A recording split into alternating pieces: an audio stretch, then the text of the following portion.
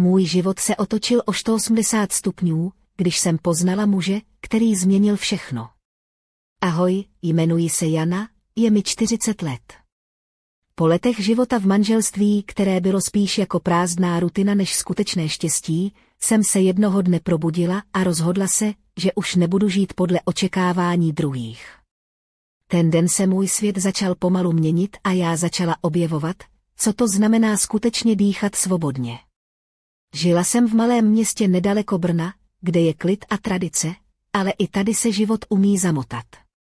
Po rozvodu jsem se cítila ztracená a osamělá, ale zároveň jsem věděla, že to je začátek něčeho nového. Všechny ty roky jsem byla spíš stínem sama sebe, ale teď jsem chtěla žít naplno. Jednoho podzimního odpoledne jsem potkala Petra, muže, kterého jsem znala kdysi dávno ze školy, ale život nás rozdělil. Petr měl hluboký hlas a když mluvil, vážil si každého slova. Seděli jsme v malé kavárně na rohu náměstí a povídali si o tom, co se v našich životech za ty roky změnilo. Když venku zapadalo slunce a město se halilo do oranžova, šli jsme spolu na procházku parkem. Vítr mi rozcuchal vlasy a on se na mě podíval tak, že jsem pocítila něco, co jsem už dávno nepoznala, teplo, které rozpaluje srdce. Byl to začátek něčeho, co jsem si neuměla ani představit. Ten večer mě doprovodil domů, ale neodešel. Stáli jsme v předsíni a kolem nás byla tichá váha let, která najednou začala mizet. V tu chvíli jsem věděla, že nejsem sama, že moje srdce může znovu hořet. Ráno, když jsem se podívala do zrcadla, viděla jsem ženu, která už není unavená a prázdná. Petr mi připomněl, že i po letech se dá znovu rozsvítit. Ale jak to často bývá, ta jiskra netrvala dlouho. Petr se pomalu stáhl do svého světa a já se vrátila do své samoty. Nebylo rozloučení ani hádky, jen tichý odchod jako vychladlá káva. Když odešel, uvědomila jsem si, že pořád něco hledám, ale neměla jsem pojmenování, co to je. Možná lásku, porozumění, nebo jen pocit, že jsem opět naživu. Petr mi zanechal stopu, která není ani úplně vymazatelná, ani jasně rozpoznatelná. Jako kdyby byl jaro, které přišlo po dlouhé zimě, přinesl teplo, květy, ale nakonec listy opadaly. A já se po jeho odchodu změnila. Začala jsem se znovu rodit, ne jako žena, ale jako člověk. Ale to byl jen začátek. Ticho, které po něm zůstalo, mě provázelo dál a připravovalo mě na další kapitolu mého života. Když se ohlédnu zpátky, uvědomuji si, že právě ten moment, kdy jsem se rozhodla být sama sebou, byl nejdůležitější zlom mého života. Po rozvodu jsem se totiž ocitla na místě, kde se minulost prolínala s budoucností a kde jsem musela přijmout, že nic nebude jako dřív. Jmenuji se Jana a je mi 40 let. Žiji v malém městě nedaleko Brna, kde se lidé znají a kde se život pomalu odvíjí, ale uvnitř mě začala bouře, která mě hnala vstříc něčemu novému. První týdny po rozvodu byly tiché a prázdné. Ráno jsem vstávala, vařila si kávu a seděla u okna, pozorujíc, jak se ve městě probouzí nový den. Byla jsem sama, ale začala jsem vnímat ten tichý hlas, který mě volal dovnitř, abych našla sama sebe. V práci, v účetní firmě, kam jsem chodila každý den, jsem se snažila ztratit v papírech, číslech a rutině. Kolegové měli své starosti, já měla ty své. Ale v hloubi duše jsem čekala na něco, co nedokázala pojmenovat. Jednoho rána přišel do kanceláře nový technik Martin. Měl kolem 30 let, byl klidný, s hlubokýma očima, které se nebály dívat přímo do mých. Přinesl s sebou svěží vítr a najednou se pracovní dny zdály lehčí. Měl zvláštní způsob, jak poslouchat, a když se zeptal, jestli si dáme společnou pauzu na kávu, cítila jsem, že to není jen zdvořilost, ale skutečná touha být blíž. Naše setkání začala nenápadně pár slov o práci, pak o počasí a nakonec o snech, které jsme dávno schovali do skříní. Martin nebyl muž, který by se honil za velkými gesty. Jeho tichá přítomnost byla jako teplý deštník během chladného dne. Jednoho podzimního odpoledne, když venku pršelo a kapky bubnovaly na okna, mě odvezl domů autem. Vůně deště, tlumený zvuk motoru a jeho klidný hlas mě uklidnili. Když zaparkoval před mým domem, neodcházel hned. Seděli jsme v tichu, které bylo plné nevyřčených slov a očekávání. Ten večer jsem si uvědomila, že po letech samoty začínám znovu cítit. Ale zároveň mě pronásledovala otázka, vydrží to? Nebo to bude jen další jiskra, která brzy vyhasne? Věděla jsem, že moje srdce je opatrné, že si nechce znovu ublížit. Ale Martin byl jiný. Jeho oči mi říkali, že chce být tady a teď, bez slibů a bez strachu. A to bylo něco, co jsem potřebovala víc než cokoliv jiného. V následujících týdnech jsme si začali víc povídat, sdíleli jsme útržky ze svých životů a já jsem pomalu začala věřit, že po dlouhé zimě může přijít jaro nejen venku, ale i ve mně samotné. Ale co přijde dál? To jsem ještě netušila. Když si teď vzpomínám na ten čas, uvědomuji si, že všechno se začalo pomalu měnit díky právě těm maličkostem, které jsem si předtím nevšímala. Jmenuji se Jana, je mi 40 let a žiji v Moravském Krumlově, městečku, kde každý zná každého a kde se zdá, že čas plyne pomaleji. Po rozvodu jsem se snažila najít sama sebe, ale nebylo to snadné. V práci v účetní firmě jsem dělala, co bylo potřeba, ale něco ve mně volalo po změně. Martin, ten nový technik, který přišel do naší kanceláře, byl klidný, ale jeho přítomnost byla jako svěží vítr v zavřeném pokoji. Postupně jsme si začali povídat víc než jen o práci, o životě, snech a strachu, který nás oba někdy svazoval. Ačkoliv to nebylo nic velkého, každá společná chvíle mi připomínala, že nejsme sami. Jednoho odpoledne, kdy venku poprchávalo a kapky bubnovaly na střechu kanceláře, mě Martin pozval na krátkou procházku. Šli jsme kolem řeky Dyje, kde stromy pomalu ztrácely listí a podzimní vzduch voněl mokrou půdou. Mluvili jsme tiše, jako by slova mohla zničit ten křehký okamžik. On se mě zeptal, jestli mám někdy pocit, že život je jako řeka, že se někdy ztratíme v proudu a nevíme, kam nás unese. Byl to přesný popis mého stavu.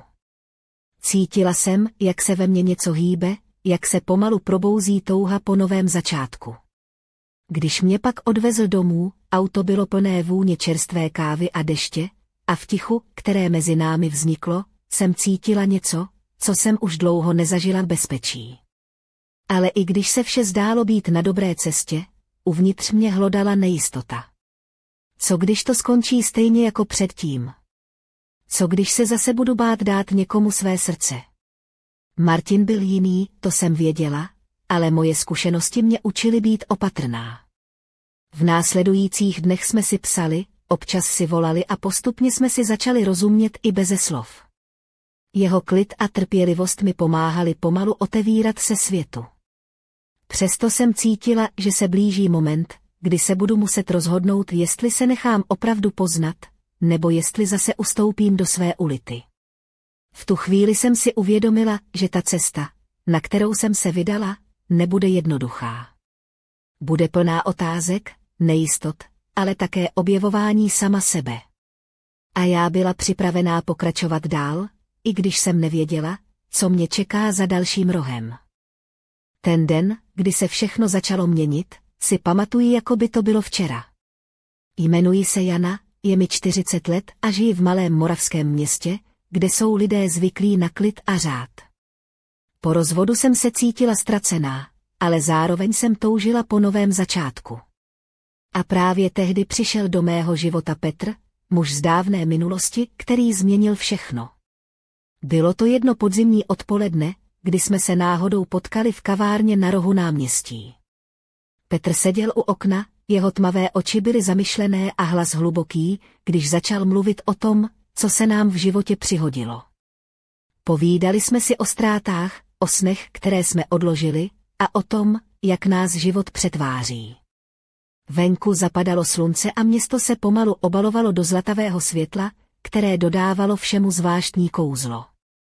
Pak jsme se vydali na procházku parkem, kde se listí pod nohama křupalo a vzduch voněl deštěm. Vítr mi rozcuchal vlasy a Petr se na mě podíval tak intenzivně, že jsem pocítila v srdci něžný plamen, který jsem už dávno nepoznala. Bylo to, jako by se ve mně znovu rozhořela touha po životě, po něčem opravdovém a krásném. Večer mě doprovodil domů, ale místo, aby odešel, zůstal stát v předsíni. Mezi námi se rozhostilo ticho, které bylo plné let nevyřčených slov a nevyužitých příležitostí. Ten okamžik byl jako probuzení, věděla jsem, že nejsem sama, že mé srdce může opět hořet. Ráno, když jsem se podívala do zrcadla, viděla jsem ženu, která už nebyla unavená, ale plná života. Petr mi připomněl, že po letech samoty je možné znovu najít teplo a blízkost. Ale jako všechno krásné, i tenhle pocit měl své limity. Petr se postupně stáhl do svého světa a já se ocitla znovu sama. Nebylo žádné rozloučení, žádné hádky, jen tichý odchod jako vychladlá káva na stole. Když odešel, uvědomila jsem si, že stále něco hledám, ale neumím to pojmenovat. Možná lásku, možná porozumění, nebo jen pocit, že jsem živá. Petr mi zanechal stopu, která nebyla ani jasná, ani úplně vymazatelná jako jaro, které přijde po dlouhé zimě. Přinese květy, ale nakonec listy opadnou. A tak jsem se znovu začala rodit ne jako žena, ale jako člověk. Ten večer byl jen začátkem. Po něm přišlo ticho, které mě provázelo dál, připravovalo na to, co mě v životě ještě čeká. A já věděla, že před sebou mám ještě mnoho kapitol, které musím prožít, i když nevím, co přinesou. Ten večer se vryje do mé paměti navždy. Jmenuji se Jana, je mi 40 let a po letech strávených v prázdném manželství jsem konečně začala objevovat, co znamená žít opravdu pro sebe. Po Petrově odchodu mě obklopilo ticho, které nebylo prázdné, ale plné nevyřčených emocí a vzpomínek. Můj byt, dříve jen přechodná zastávka, se stal místem, kde jsem znovu začala naslouchat svému nitru. V práci se všechno točilo kolem čísel a faktur, ale mé myšlenky byly někde jinde. Každý den jsem se snažila usmívat, skrývat únavu a prázdnotu, kterou jsem cítila uvnitř. Pak přišel Martin, tichý technik, který začal opravovat naše kancelářské počítače. Byl jiný než ostatní. Klidný, pozorný, s očima, které dokázaly vidět víc než jen povrchní úsměv na mém obličeji. Jednoho dne mě pozval na společnou pauzu na kávu. Seděli jsme v malé kavárně nedaleko našeho úřadu, v rohu, kde bylo teplo a tlumené světlo.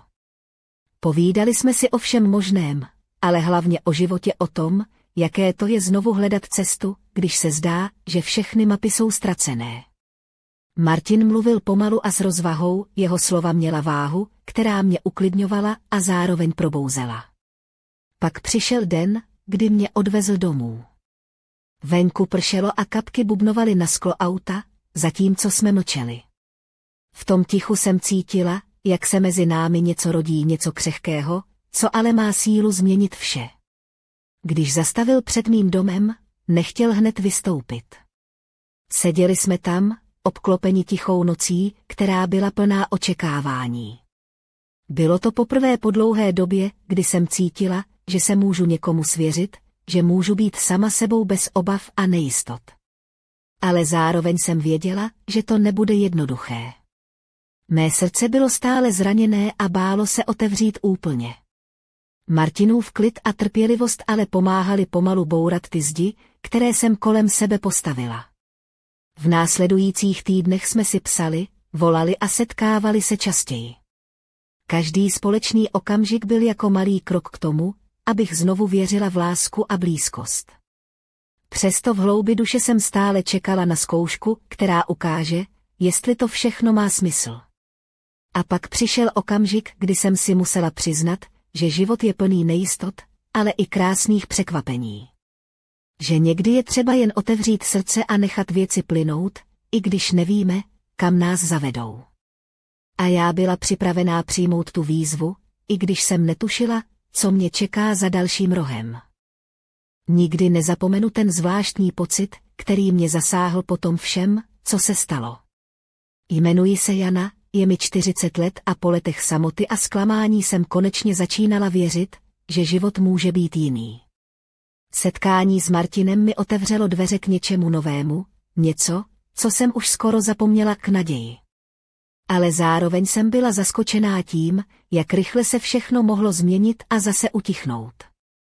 Když se Martin začal pomalu stávat součástí mého světa, začala jsem si klást otázky, které mě předtím ani nenapadly. Proč je tak těžké najít opravdovou blízkost? Proč, když se zdá, že je to na dosah, lidé najednou ustoupí? Ten den, kdy mě odvezl domů a zůstal sedět v autě, byl jako zázrak. Ale po několika týdnech se začal stáhnout zpátky do svého světa, stejně jako Petr před ním. Nešlo o hádky ani o rozepře, jen o tichý odchod, který zanechal prázdnotu. Sledovala jsem, jak se náš kontakt pomalu vytrácí, a přemýšlela, co jsem mohla udělat jinak. Možná jsem byla příliš rychlá, možná jsem chtěla víc, než mohl dát. Ale zároveň jsem věděla, že to nebylo jen na mě. Ta prázdnota, která po něm zůstala, byla jako chladný vítr, který prohnal můj život. Přemýšlela jsem, jestli to, co hledám, vůbec existuje, nebo jestli je to jen iluze, kterou si sama vytvářím. Vzpomněla jsem si na všechna ta slova, která jsme spolu neřekli, na pohledy, které zůstaly bez odpovědi. Bolelo to, ale zároveň mě to učilo něco důležitého, že někdy lidé přicházejí do našeho života jen na chvíli, aby nám něco připomněli, něco naučili. A pak odejdou, aby uvolnili místo něčemu novému. V tu chvíli jsem si uvědomila, že to, co ve mně zůstalo, není ztráta, ale zkušenost. A že i když se cesty rozcházejí, to, co jsme prožili, nás navždy změní. Martin byl jako jaro, které přišlo po dlouhé zimě, přinesl světlo a teplo, ale nakonec odešel, aby mě nechal růst sama. A tak jsem stála uprostřed svého života, srdce bolavé, ale otevřené. Připravena na další kapitolu, která teprve přijde. Protože jsem věděla, že i když život přináší bolest, zároveň nabízí i krásu a nová setkání. A já byla odhodlaná nevzdávat se, i když cesta byla nejistá a plná otázek. Nikdy bych si nepomyslela, že se můj život může tak nečekaně otočit. Jmenuji se Jana, je mi 40 let a po všech těch zklamáních jsem se právě začala smiřovat s tím, že snad už nic nového nepřijde. A pak jsem potkala Tomáše. Ale to, co následovalo, mě šokovalo natolik, že jsem na chvíli ztratila dech. Bylo to jedno chladné jarní ráno, když jsem si ve městě prohlížela výlohu obchodu s nábytkem. Tomáš byl ten muž, který přijel s nákladním autem, aby dovezl nový sortiment. Vypadal tichý, ale v jeho očích bylo něco neobyčejného, jakási síla a zároveň zranitelnost, kterou jsem poznala na první pohled. Začali jsme si povídat, nejdřív o práci, pak o životě, a já cítila, že v sobě skrývá příběh, který se teprve chystá odhalit. Jednoho odpoledne, když jsme spolu opravovali starý, pošramocený křeslo, mi Tomáš náhle řekl něco, co mě úplně zaskočilo. Ne všechno, co vidíš, je takové, jaké se zdá být, pronesl tichým hlasem a jeho oči se na okamžik zatměly. V ten moment jsem pochopila, že za jeho klidem a zdánlivou jednoduchostí se skrývá něco hlubšího, něco, co může všechno změnit. Jak jsme trávili více času spolu, začala jsem si uvědomovat, že Tomáš není jen další muž v mém životě. Jeho přítomnost mě nutila zpochybňovat všechno, co jsem dosud věděla o lásce, bolestech a nadějích. Ale právě v té nejistotě a tajemstvích se skrývala zvláštní přitažlivost, která mě nenechávala klidnou. Pak přišel den, kdy se všechno začalo rychle měnit. Tomáš mi svěřil tajemství, které jsem nečekala slyšet, něco, co otřáslo mým světem a přimělo mě přehodnotit všechno, co jsem si o něm myslela. Ten moment byl jako rána bleskem, která mě zasáhla přímo do srdce a zároveň otevřela dveře k něčemu novému a neznámému. Byla jsem zmatená, šokovaná a zároveň fascinovaná. Tomášova pravda mě postavila před otázku, jestli jsem připravená čelit tomu, co přinese budoucnost. A přitom jsem věděla, že teď už není cesty zpět. Ten příběh, který začal jako nevinné setkání, se proměnil v něco mnohem většího, co mě mělo změnit navždy. A tak stojím zde, na prahu něčeho neznámého, s pocitem, že můj život se právě roztočil do nečekaných otáček. Co přijde dál? To nevím, ale vím, že to bude cesta, na kterou nikdy nezapomenu. Ten den se navždy vryl do mé paměti jako okamžik, kdy se všechno změnilo. Jmenuji se Jana, je mi 40 let a právě prožívám něco, co bych před pár měsíci považovala za nemožné. Tomáš mi právě odhalil tajemství, které obrátilo můj svět na ruby, a já cítila, jak se mi pod nohama začíná bortit půda. Vzpomínám si, jak stál přede mnou v tom malém, zaprášeném skladu nábytku, kde jsme trávili většinu času. Jeho oči byly plné bolesti i odhodlání, když mi vyprávěl o své minulosti, o ztrátách, které ho pronásledovaly, o rozhodnutích, která ho stáhla do hluboké samoty. Byl to příběh plný temnoty, ale zároveň i naděje na nový začátek. Slyšela jsem každé jeho slovo a cítila, jak se mi srdce stahuje i otevírá zároveň. Ten objev mě přiměl přemýšlet o všem, co jsem dosud věděla o lásce a důvěře. Jak moc můžeme opravdu někomu věřit? A co se stane, když se pravda vynoří na povrch? Tomášova minulost byla jako tajemství ukryté pod ledem, který se pomalu začal tát. A já věděla, že pokud chci s ním jít dál, budu muset přijmout nejen jeho světlo, ale i stíny, které ho obklopují. Naše vztahy se najednou staly složitějšími, propletenými emocemi, které jsem nikdy předtím nezažila.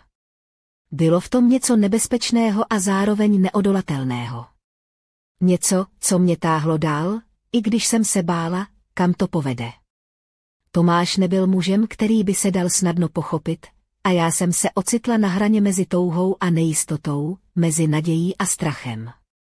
Každý společný okamžik byl nabitý napětím, které rostlo jako bouře před výbuchem.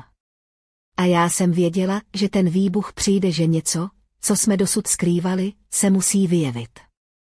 Ať už to bude cokoliv, už nebylo cesty zpět. Stála jsem před rozhodnutím, jestli se nechám tím vším pohltit, nebo jestli dokážu najít sílu ustát to, co přijde. Vzduch byl těžký a naplněný očekáváním. Můj život se proměnil v neustálý tanec mezi světlem a tmou, mezi pravdou a tajemstvím. Byla jsem připravená čelit všemu, co přinese, ale zároveň jsem nevěděla, jestli mě to nezlomí. A přesto jsem cítila, že tohle je ta chvíle, kdy se rodí něco nového, něco, co mě změní navždy. Ten okamžik, kdy se všechno zlomilo a zároveň zrodilo, byl jako vichřice, která mě strhla do víru emocí, jež jsem nikdy předtím nezažila. Jmenuji se Jana, je mi 40 let a právě prožívám nejintenzivnější kapitolu svého života. Tomášovo odhalení nebylo jen tajemstvím, bylo to jako rozbití přehrady, po které začaly proudit všechny potlačené city, strachy a vášnivé touhy. Byla jsem jako loď uprostřed bouře, vlny mě vrhaly sem a tam, ale zároveň jsem cítila, že právě teď jsem naživu víc než kdy jindy. Tomáš nebyl jen mužem se složitou minulostí, byl to někdo, kdo dokázal probudit ve mně emoce, které jsem si myslela, že jsou dávno pohřbené.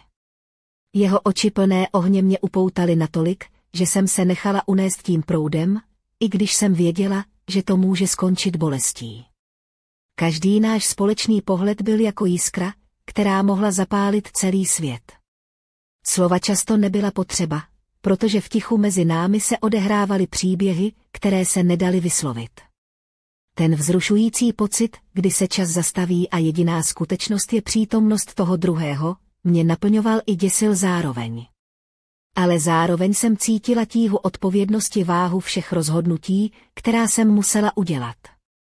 Měla jsem před sebou cestu, která nebyla jednoduchá, plná nejistot a možných zklamání. Přesto mě něco uvnitř hnalo kupředu, touha po opravdovosti, potom cítit každý moment naplno, bez zábran a strachu. Tomášova přítomnost ve mně rozvířila všechny smysly a emoce. Byla to vášeň i bolest, světlo i stín, všechno najednou. A já věděla, že tahle kapitola mého života nebude obyčejná. Bude to příběh, který se zapíše hluboko do mé duše, ať už skončí jakkoliv. A tak jsem se ocitla na hraně mezi tím, co znám, a tím, co přijde. Mezi bezpečím minulosti a neznámém budoucnosti. Srdce mi bylo divoce a já věděla, že už není cesty zpět. Ten příběh, který začal nenápadně, se proměnil v bouři, která mě měla navždy změnit. A já byla připravená ji prožít naplno, bez ohledu na výsledek. Ten večer, kdy se vše zdálo být na pokraji propasti a zároveň na prahu něčeho nového, zůstává v mé paměti jako nejintenzivnější a nejzáhadnější okamžik mého života. Jmenuji se Jana, je mi 40 let a právě prožívám chvíle, které mě nutí přehodnotit všechno, co jsem kdy znala. Tomáš a já jsme stáli tváří v tvář nevyřčeným slovům, tajemstvím a pocitům, které nás oba pohltily. Byli jsme sami v jeho bytě v centru Brna, kde se mísily stíny a světlo pouličních lamp. Jeho pohled byl hluboký a zároveň plný nejistoty. Vzduch kolem nás byl nabitý napětím, které se dalo krájet. Věděli jsme oba, že to, co přijde, změní náš život, ale nikdo z nás nevěděl, jak moc. Oči jsme měli upřené jeden na druhého, slova byla zbytečná. V tom tichu se skrývala celá naše minulost, všechny bolesti, radosti i touhy, které jsme si dosud neodvážili vyznat.